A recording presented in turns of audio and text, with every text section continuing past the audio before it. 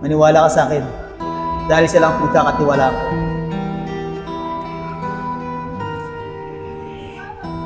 Tayo makukukunin ko. Sige pare.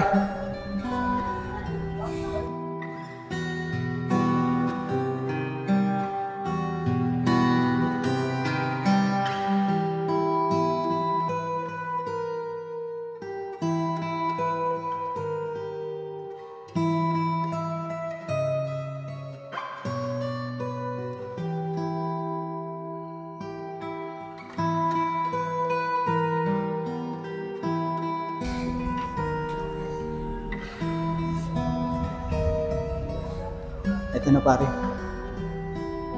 Ito na ang pinakamakapangyarihan sa lahat. At manali ka lang. Hindi nagagambalain ng papansin. Kapatid mo.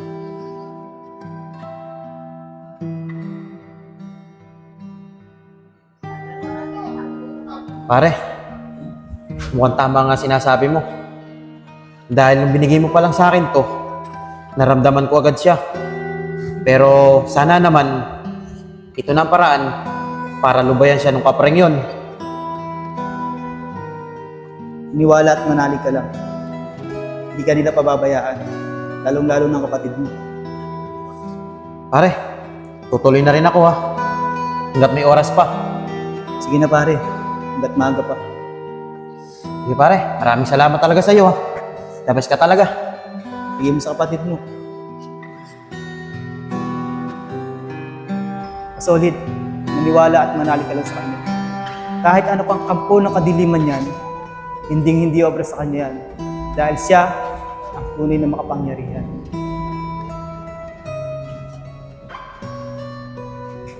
Mahal, di ba sabi ko sa'yo, huwag mo basta-basta husgahan si Mariel. Tignan mo, kaya pala kinakausap niya mag-isa yung puno.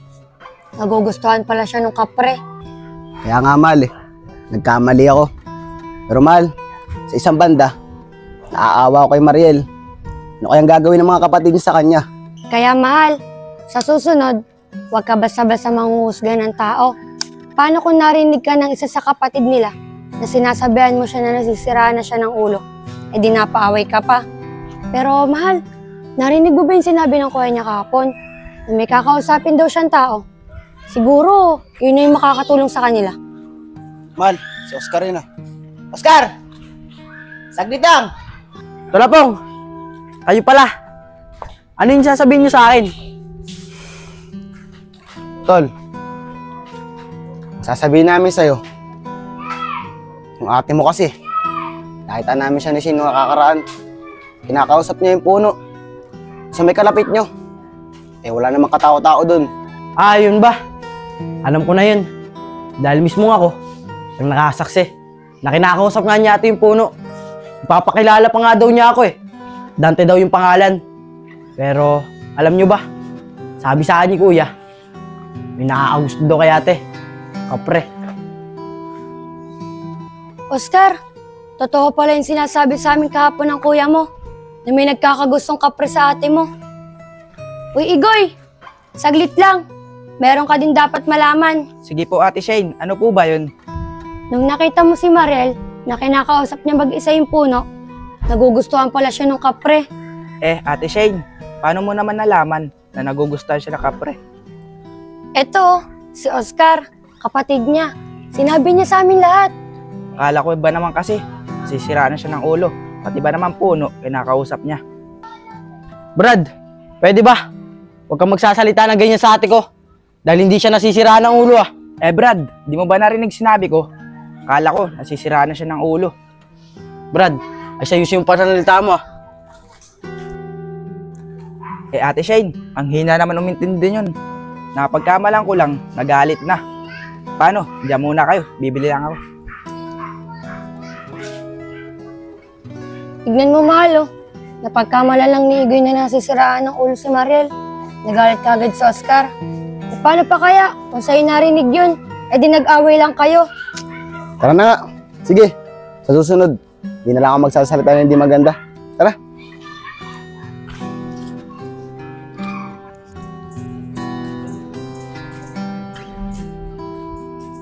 Bisip yung lalaki na yun.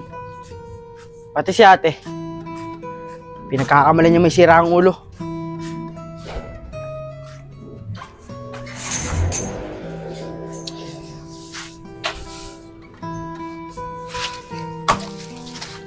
Oh, Oscar. Ikaw na muna ang bahala sa atin mo, ah. Papasok muna ako. Kuya, pwede po ba? Huwag ka muna pumasok. Di ba nga, problema pa tayo kay ate. Oscar, hindi pwedeng di ako papasok eh. Tinawagan na ako ng boss ko kagabi. Halos 2 araw na kasi akong di pumapasok. Alam mo naman, di ba? Nagre-rent tayo sa bahay na ito. At yung ate mo, pag alam mong lalapit sa punong yan, pipigilan mo agad siya. Kuya, alam niyo naman po eh. Natatakot din ako dyan sa may puno na yan. Pero kuya, kayo po mag-alala. Susubukan ko po gawin yung binili niyo po sa akin. Hindi ko po niyan papalapatin si ate. Diyan sa puno na yan. Sige, Oscar. Maghahanap agad ako ng malilipatan natin para naman makalisa tayo dito. At para maiiwasan natin yung ate mo diyan sa punong yan. O paano? Tutuloy na ako, ah. Sige po kuya. Sige, ingat po kayo ah. Sige, yung binilin ko sa'yo, ah. Yung ate mo, kung palalapitin dyan. Sige po.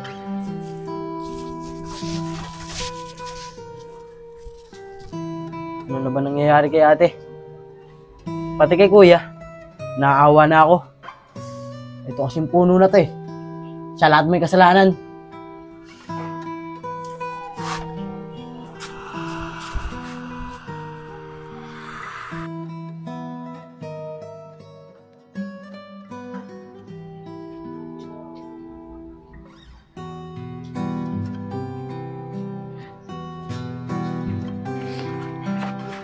Ate, may bibilin lang ako saglit ha. Saglit lang ako. Huwag kang lalapit dyan sa puno na yan ha. Dahil sa oras na lumapit ka dyan, ako ang papagalitan ni kuya. Sige, Oscar. Dito lang ako. Hindi ako lalapit dyan sa punong yan. Bibili lang ako saglit. Iba naman yan. Kaya nagmamadali ako.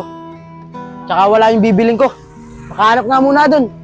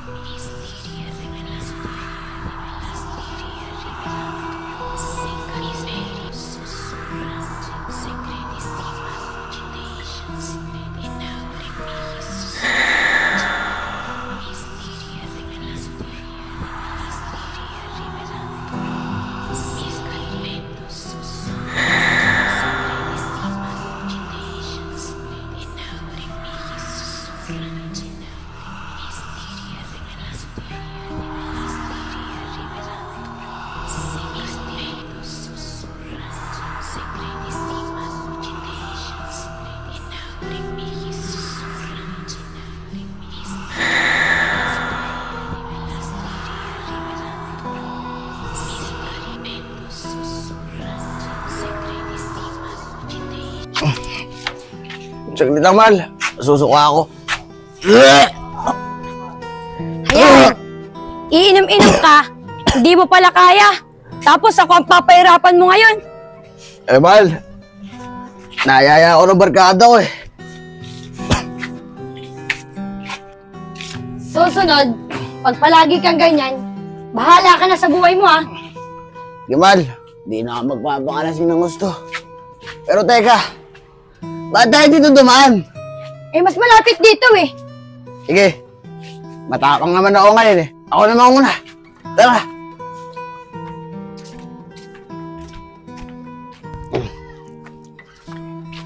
Mal, nakikita ko pa yung punong yan. Hindi nakakatakot yan. Tsaka wala nakatira dyan. Paano? Tara na! Tara na nga.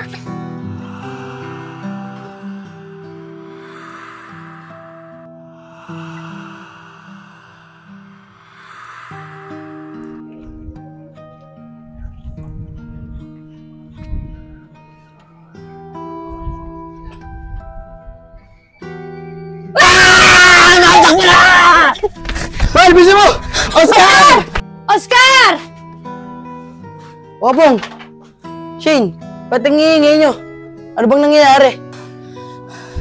Oscar, yung kapatid mo, nandun sa may puno. Kalapit niya yung kapre. Di ba nga, mahal? Oo nga tol, Oscar.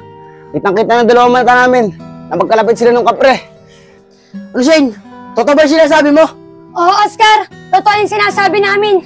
Gusto mo, puntahan natin sila dun. Tara, Shane. Tara, mahal. Mahal, kayo na lang. Hindi, mahal. Sumama ka. Oscar, ikaw na mauna. Ate mo naman yun eh. Dito la, Bong. Kayo na, natatakot ako eh. Ano ba naman kayong dalawa? Para naman di kayo lalaki. Tara na. Teka na muna. Ikaw na, Shane. Sige na, mauna na tayo. Tara na.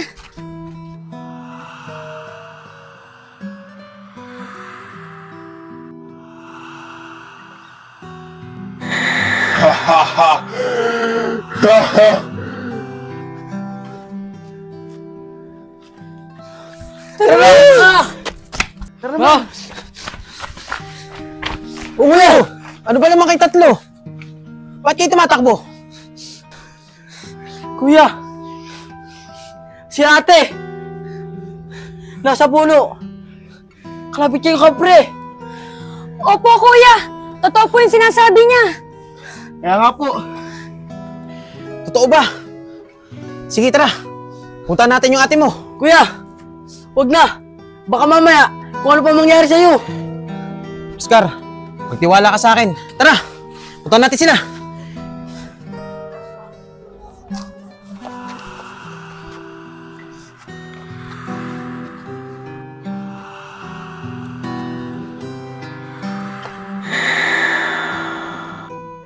Umalis kayo rito. Hindi niyo makukuha si Mariel. Ahalang siya! Oscar, bitawan mo ako. Kuya! Huwag na! Baka mamaya mapahama ka pa dyan! Di, Oscar. Magtiwala ka sa akin. Hoy, kung sino ka mang kampon ng kadiliman, tigilan mo ang kapatid ko. Tigilan? Bakit? May magagawa ka ba?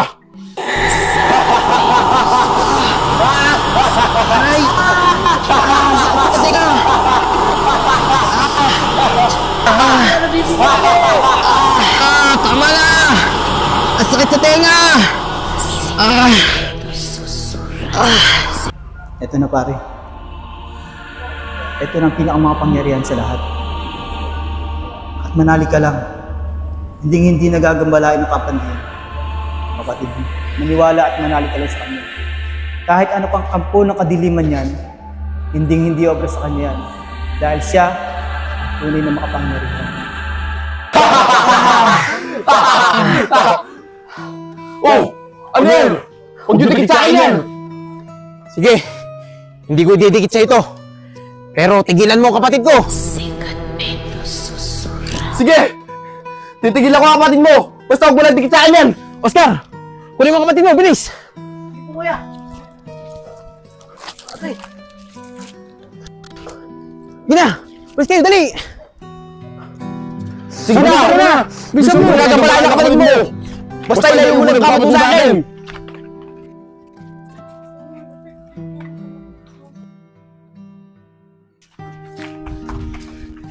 Sa loob!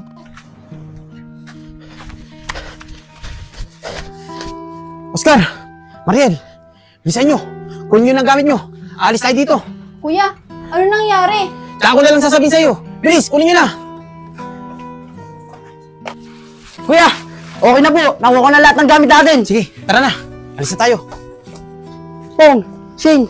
Maraming salamat sa inyo ah! Ano, tara na! Bata, maraming salamat sa inyo at hindi nyo iniwan yung mga kapatid ko. Kuya, walang anuman po. Basta po, nakatulong po ako sa inyo. O sige, tara na. Sabi na kayo sa amin.